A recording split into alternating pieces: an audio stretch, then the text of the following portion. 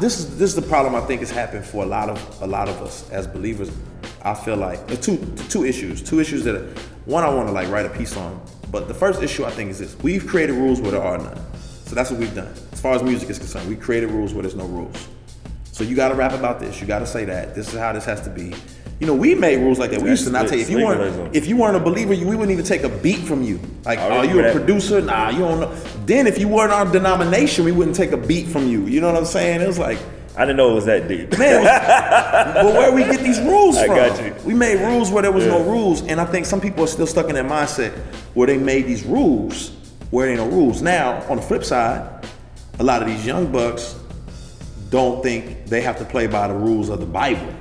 Yeah. You know what I'm saying? That's the problem. That's a whole different story. That's the problem. But people see me out here moving and shaking and out in Hollywood and out in mainstream, and they don't realize, man, I got 15 plus years of discipleship growth, spiritual maturity, people pouring into me. I'm at a conference right now where y'all at. Y'all ain't even here. Let's get the people what they want. The Wade-O Radio Show. DJ Wade-O here with another legend, man. Craig, what's up, my brother? Don't call me that. Let me Come die. on, man. Let me finish first. Let me finish my race. Come on, bro. Let me finish my race. Come on, man. You can finish. Well, so here you go. You could be a legend in 2 games like Pee Wee Kirkland. Hilarious. There you go, man. How you doing, man? I'm wonderful, bro. Sincerely, I'm in a good space, man. It's good to be here. Good to be around believers talking about real life, real issues. Like, I'm in good space. Well, it's good to see you smiling, my brother, because I told you before we went on the camera. Hearing you describe your 2016 interview we did, other interviews you've done with Sway and the Breakfast Club and stuff, I know how rough that year was for you, man. And you seem like you're in a good headspace. Yeah, absolutely. Great space. God is good, man. Just grateful to be out here, man. Grateful to be back in the mix. And yeah, man, I can't complain, bro. For real. I feel that, man. Yeah. I would like to ask you this, bro. Yeah. I know recently you did the interviews, you had the Sway, you had the Breakfast Club, you had the Hot 97, and my brother Datin made a video, and basically, I think he said what a lot of people have been feeling. Sure. At times, that it almost seems like you kind of shun us sometimes. It comes across that way. Yep.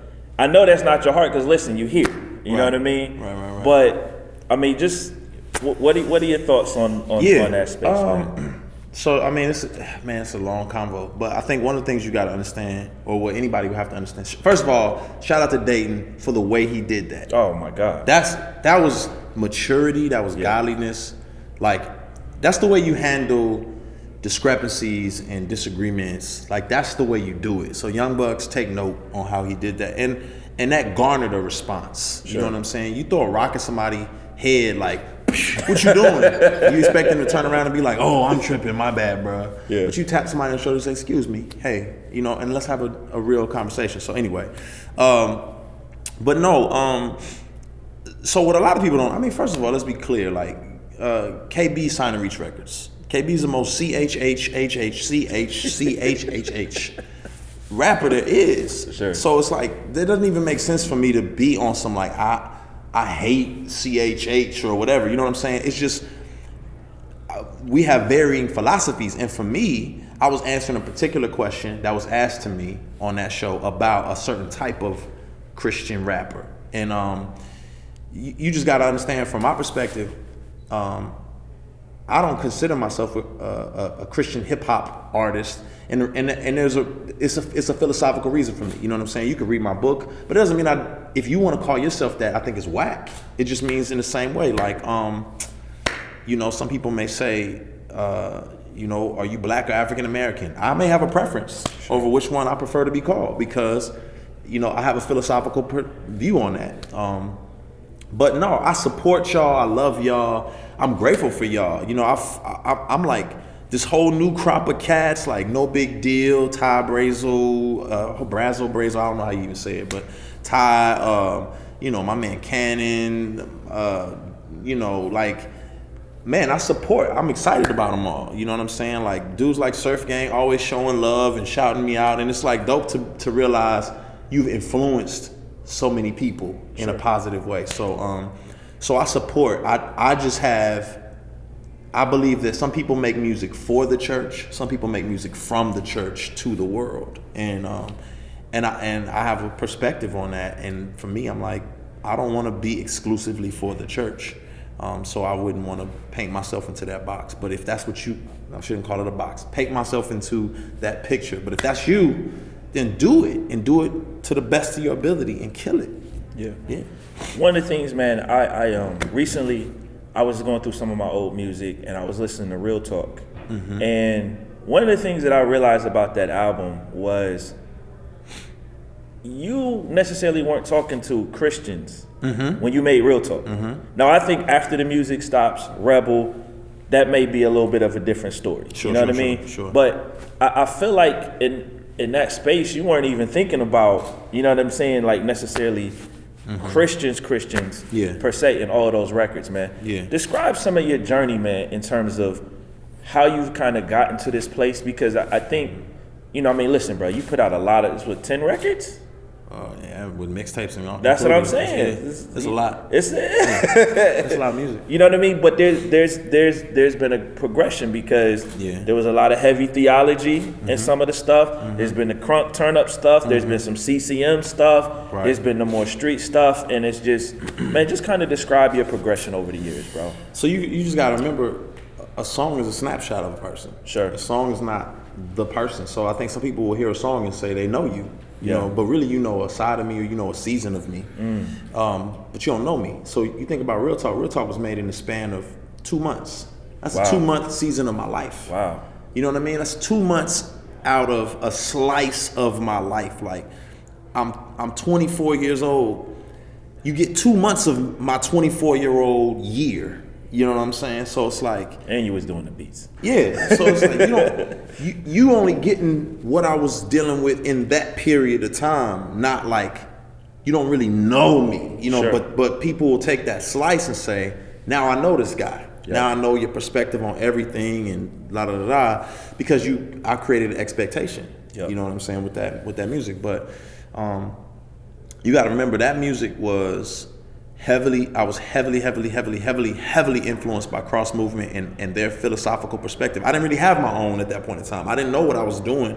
I just was like, yo, the best thing I knew to do was to follow people who were wiser and smarter than me. Wow. And I was CM. So, and their approach to hip hop was very, very evangelistic. Like, that was, you know, they got us on to making gospel track CDs, and just the whole purpose of hip hop for them was evangelistic. They came up in a different era too, where you taught through rap. Like, you don't teach through rap anymore. Yeah. You know, you teach, but not the same way, not like didactic. You know, they come up in an era of Public Enemy, KRS-One. Like, it was expected for you to get a life lesson when you listen. And Cross Movement was coming in to say, okay, y'all teaching, we're gonna teach y'all that real. And so that's the perspective I had during Real Talk. It was not my skin per se, but I was able to do it. Then you move to, after the music stops, and I'm like, I'm on a plane, stressing, tripping, feeling depressed, just got married. I'm like, yo, I'm just gonna write this. And I wrote Praying For You, and it was not evangelistic. It was straight lament, straight real life.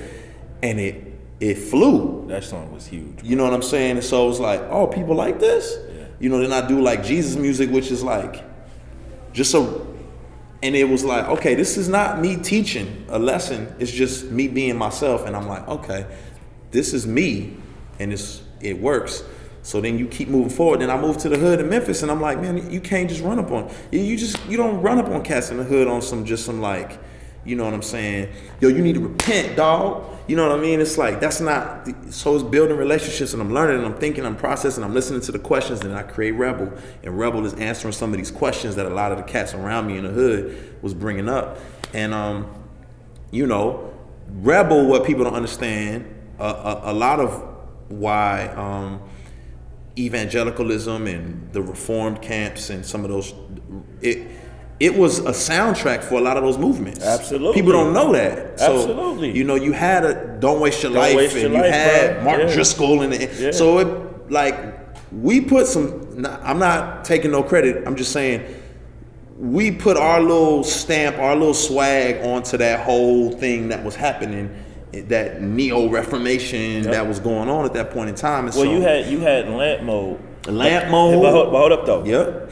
You were doing it, but you did commercial music. Yeah. That was it was all of us though. It was Shy, it was Tim, it was all of us. I'm saying were like. But they were boom bap though. Right. You did commercial music, so it reached more people. You see what I'm saying? For sure. Yeah. But they liked it all, and I'm still saying hip hop at the time was like contributing to that. I'm not saying just me. So I'm saying Rebel was a slice into that as well, and then that drew the attention of a CCM audience. Yep. You know what I'm saying? And unbeknownst to me, you know, I'm spending so much time doing these shows, honestly, because I'm just being honest. CCM just book you faster, and they just like everything gets taken care of really quick. So you don't realize I ain't been to a black church in a long time. The deposits was coming in. Yeah, it's like, all right. But long story short was you know they start asking you to feature, you know, Chris Tomlin, David Crowder, all this stuff, and you're like, okay, so this is another world, and you creating the music, all the way probably up until Messengers. You know, on Anomaly, but it was like, this is a slice of me, but this isn't all of me. That's why Church Clothes was like a supplement back to like, yo, this is the whole of me. You know what I mean? So anyway, that's the long story short. Yeah, man, that's crazy, bro.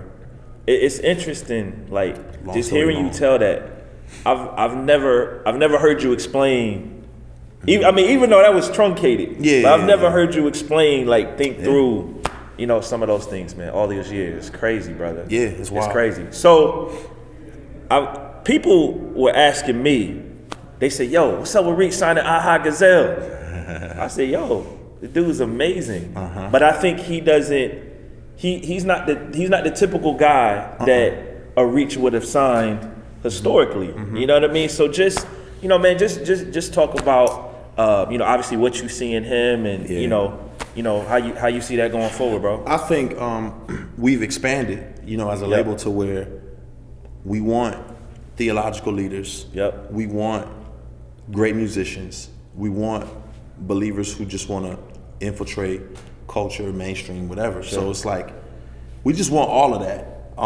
And at first, all we were after were these theological leaders. So probably initially, every rapper could have like gone off and became a pastor if they wanted to. You got rappers now.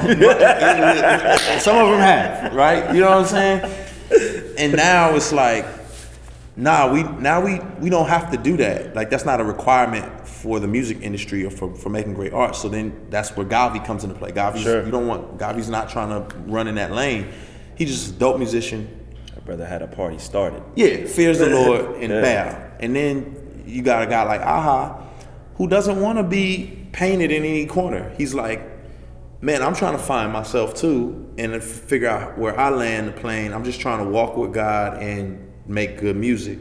And I'm not trying to be painted in any corner. I think just because he's a believer, believers are going to rock with him because there's content that they're going to be able to connect with. But then on the flip side, he's going to make music that the world at large can like say that just jams, you know, and he's on a journey. So you know you can't, a dude at 22 is not gonna be the same dude at 32. So you just gotta ride with him and see what happens from now to then. You know, sure. What I mean? Yeah. Do you this is one thing that I've kind of wondered, and I talked a little bit with KB about this yesterday in the interview. It's like you've definitely kind of gone in a different direction than I think maybe people anticipated. You know what I mean? Just in terms of how you developed. And obviously you just said it. KB and even Trip, they the most CHH rappers. Like, bruh, do y'all gotta bump heads on that at some point? I would think just in a... But that's the thing, brothers can disagree peacefully, respectfully, and still love each other. Sure. You know what I'm saying? So, and we can agree on things, but just say, that's just not my lane. Yeah. You know what I'm saying? Yeah. So it's like, this is the problem I think has happened for a lot of us as believers. I feel like two issues that one I want to like write a piece on. But the first issue I think is this: we've created rules where there are none. So that's what we've done. As far as music is concerned, we created rules where there's no rules. So you got to rap about this. You got to say that. This is how this has to be. we made rules like that. We used to not That's take if you weren't a believer, we wouldn't even take a beat from you. Like, are you a producer? Nah, you don't know. Then if you weren't our denomination, we wouldn't take a beat from you. You know what I'm saying? It was like, I didn't know it was that deep. Man, but where we get these rules from? I got you. We made rules where there was no rules, and I think some people are still stuck in that mindset where they made these rules where there ain't no rules. Now, on the flip side, a lot of these young bucks don't think they have to play by the rules of the Bible. Yeah. You know what I'm saying? That's the problem. That's a whole different story. That's the problem. But people see me out here moving and shaking and out in Hollywood and out in mainstream, and they don't realize, man, I got 15 plus years of discipleship growth, spiritual maturity, people pouring into me. I'm at a conference right now where y'all at. Y'all ain't even here. Y'all young rappers, man, I'm in here trying to get fed and poured into, and y'all ain't here. Y'all at South by Southwest, no shade, no none of that, but it's like, you want to get your career popping and do it. But man, your soul and your spirit is the most important aspect of anything. Well, you've always gone to the conferences. Yeah. You know what I mean? Like, you've always. Yeah. I mean, it's not. I just want people to understand it's not really a new thing with you. Nah. You know what I mean? Like, you've. But that's what I'm saying. So my encouragement to the younger artists out there is, you're not gonna be able to swim out here with these sharks. I swim with sharks every day. You can't swim with these sharks if you are not equipped to swim in these waters. You're gonna get ate up. I see it happen all the time. I got so many believers out here that I won't even name them who in mainstream music, they ate up. They're knocking on my door like, hey. First of all, I've been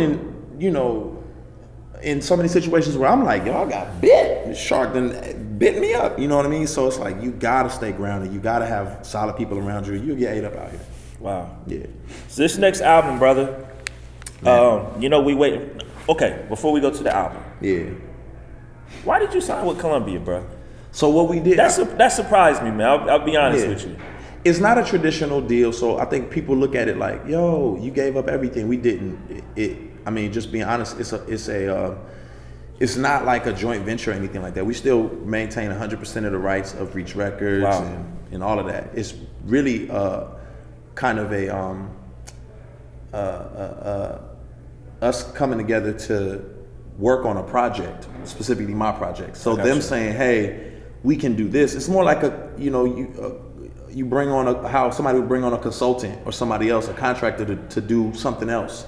And there's two reasons for me personally. One is the Lecrae show, just me as an artist, is a lot of time, effort, and energy to put on the back of Reach Records. And I never wanted to be the artist that signed a bunch of people and they couldn't get any leeway or they couldn't take off because the label's spending all their time, effort, and resources on me. Yeah. I think that's whack. So let's take all of this stuff and dump it in somebody else's plate where they do this all day, and we'll sit as advisors and tell them, no, don't do this, do that, don't do this, don't do, you know what I mean? We sit in this driver's seat. But you actually have to do the work. Yeah, we sit in the driver's seat and they do the work. And so that was the one reason. And then two is just because, a lot of people want to go and get in and reach into the world, but you're not connected with people who have those dynamics and those relationships. You know what I'm saying? And so that was really the other issue. That's real. Mm-hmm. That's very real. So this new project, you told the homie Chris Chicago there's gonna be some stuff on here that Rebel fans will. That intrigued me a little bit, because one thing I can say about you, bro, is that you never live in the past. Mm-hmm. It's like you move forward. Yeah, you know what I mean? It's like what Jay-Z said. You want my old stuff? Go get my old albums. So when I saw that quote, and that for me personally, that's probably my favorite record you've done. Yeah, it surprised me a little bit. Mm-hmm. You know what I mean? So what did you? I think people are like, they feel like a lot of my albums post Rebel were more subliminal than direct, were more implicit than explicit. And this record, I don't care. Some songs are just about love and relationships. Some songs are about stories in my life, and some songs are just explicitly how I feel. You know what I mean? It's just like, it's just me, unfiltered, and you're gonna hear some stuff you never knew, and you're gonna be like, whoa, he put it out there. You know what I'm saying? But you don't hear the solution. And it's more stuff than what you put in the book. Man, yeah. Because this is stuff. This is new stuff. Okay. This is not old stuff. Okay. This is the type of stuff that you go through just from being in the places and the position that I'm in. You know what I mean? So it's like, Yeah, man, you just in different environments. So this is my favorite album. It's not, don't get it twisted. This is, you know, you want a sermon, go to church. But at the same time, it's great music that's real. Yeah. You know what I mean? It's not going to hide or sugarcoat. So. Yeah. I didn't get a chance to tell you this, bro. I really appreciated the book. Mm-hmm. And I think I was one of those people that's like, oh yeah, I know what this is going to be about. And there was so much stuff in there that I think shed a lot of light just on who you are as a person. Mm-hmm. And not even just even the chapters where you kind of explain, this is why I'm doing what I'm doing, but it's just like you see how some of those experiences that you had moving back and forth, your grandmother, all of that kind of stuff influenced a lot of the work that you've put out over the years, man. And I just want to just commend you on that because was that hard to share some of that stuff at this point? I mean, it wasn't hard for me. I'm gonna tell you why, because I learned a long time ago, leaders lead in vulnerability. Okay. So if you really want to be a leader, be vulnerable. So I was always vulnerable in smaller circles. And then those circles got wider and wider. Sure. And this was the widest. Yeah. But now hindsight, it was hard to deal with family and friends who was like, yo, why you say that? You know what I mean? And I thought we had cleared it prior to putting the book out. But it was hard because some people, it's little stuff that wouldn't bother me, but you don't realize it bothers other people. Yeah. So even like talking about how messed up my neighborhood was, that was an embarrassment to some people that lived there. Yeah, it was some like, yo, man, still live there, right? Why you put us on blast like that, bro? Like, I'm like, I didn't know that was a thing. I didn't mean no shade. You know what I'm saying? Yeah.